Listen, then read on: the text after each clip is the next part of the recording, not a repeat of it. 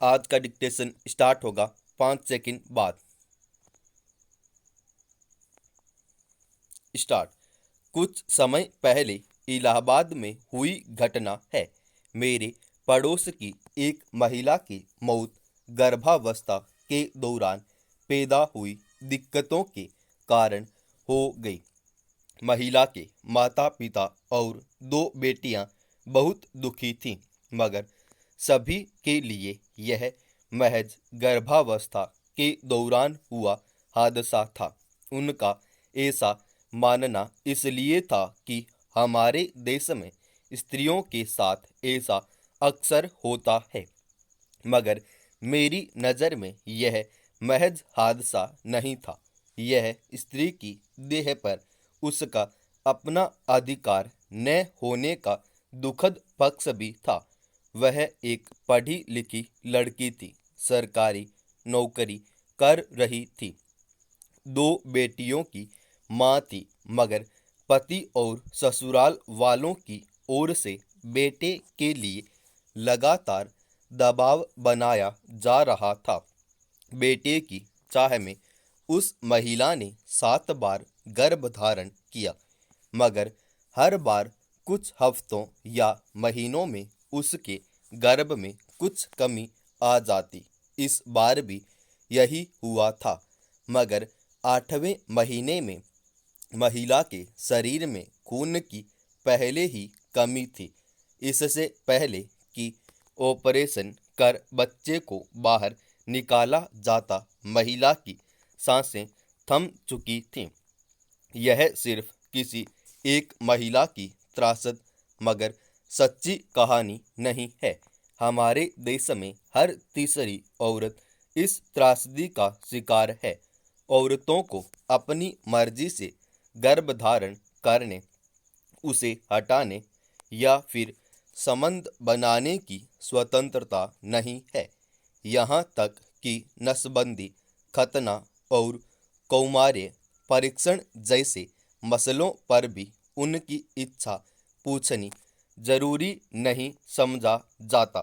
इन स्थितियों की पुष्टि करते हुए संयुक्त राष्ट्र जनसंख्या कोष यानी UNFPA ने अपनी एक report my body is my own में शीर्षक से जारी की है।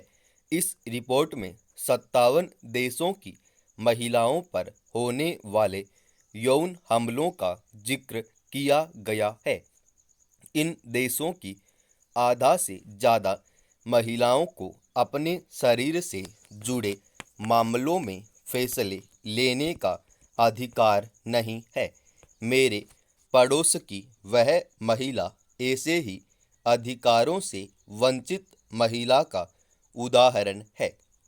उसकी मौत की खबर मिलने पर मेरे जेहन में पहला प्रश्न यही कांधा था कि आखिर किस मजबूरी में उसने 8 बार गर्भधारण करने का जोखिम उठाया होगा।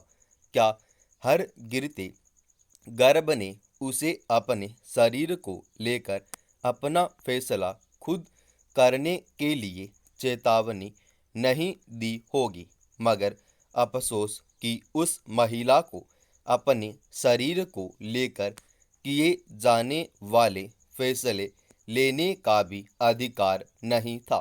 शायद जिसकी परिणति सबसे अधिक उसकी 2 मासूम बेटियों को भुगतनी पड़ेगी।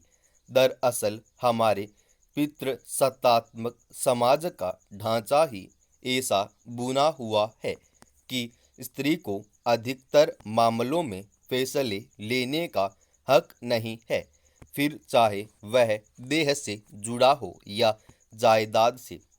जब कोई स्त्री गर्भधारण करती है या अंतरंग संबंध बनाती है, तो वह अपने शरीर की उपयुक्तता के बारे में नहीं सोचती, बल्कि परिवार, समाज की परंपरा और पति की इच्छा का ध्यान रखती है। ऑपरेशन से प्रसव यानी बच्चा पैदा होने के बाद डॉक्टर अगले गर्भधारण में कम से कम 3 वर्ष का अंतराल रखने की सलाह देते हैं, मगर महिलाएं इन बातों को लेकर अधिक गंभीर नजर नहीं आती। ग्रामीण इलाकों में कम उम्र में ब्याही गई लड़कियां भी शादी के कुछ महीने बाद ही गर्भवती हो जाती हैं। न तो उनका परिवार और न ही वे खुद अपनी कच्ची देह के बारे में सोचती हैं। बच्चों को अब भी ईश्वर का प्रसाद माना जाता है और गर्भ ठहरने को ईश्वर की इच्छा। परंपरा के नाम पर स्त्रियों के साथ हुई तमाम ज्यादतियों का एक लंबा इतिहास है। एक स्त्री जब गर्भधारण करती है तो उसमें शारीरिक बदलावों के साथ ढेरों मानसिक उथल पुथल भी होते हैं। वह गर्भावस्था के दौरान कई तरह की परेशानियों और तनाव से लड़ती है। क्या ऐसे संवेदनशील समय में अपने शरीर से जुड़े फैसले उसे खुद लेने का अधिकार नहीं होना चाहिए? सिर्फ गर्भावस्था के दौरान ही क्यों? जब देह स्त्री की तो अधिकार किसी और का कैसे हो सकता है? हकीकत तो यह है कि समाज के लोकतांत्रिक होने की तमाम दुहाई के बावजूद लड़की विवाहित हो या अविवाहित आज भी उसे खुद के बारे में निर्णय लेने का अधिकार नहीं है। अधिकतर परिवारों में जब तक लड़की का विवाह नहीं हुआ रहता है तब तक उसके माता पिता उससे जुड़ा हर फैसला करते हैं।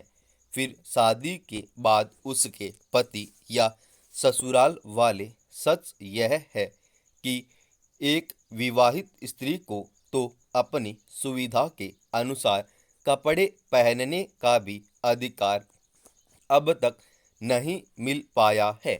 परिवार की परंपरा और सम्मान के लिए पढ़ी लिखी अपने पैरों पर खड़ी स्त्रियों को घूंघट करा दिया जाता है, गोदना गुदवा दिया जाता है और पाँव पाँव भरकर पैसों में छागल पहना दिया जाता है। कुछ स्त्रियां गहनों से दबने और घूंघट में अपनी प्रतिष्ठा समझती हैं। ऐसे में विचार और व्यक्तित्व के विकास जैसे बाकी प्रश्न बेमानी ही लगते हैं। किसी भी आज़ाद देश और समाज के लिए यह स्थिति विचारणीय है। परंपरा व्यवहार में व्यक्ति की गरिमा को मजबूत करने के लिए होनी चाहिए।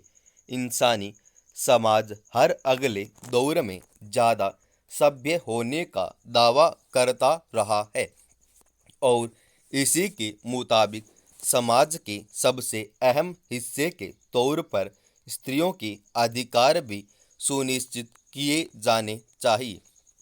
हम में से अधिकांश लोग प्रतिदिन इस तथ्य से लाभान्वित होते हैं कि जब हम बोलते या लिखते हैं तो कंप्यूटर अब हमें समझ सकते हैं।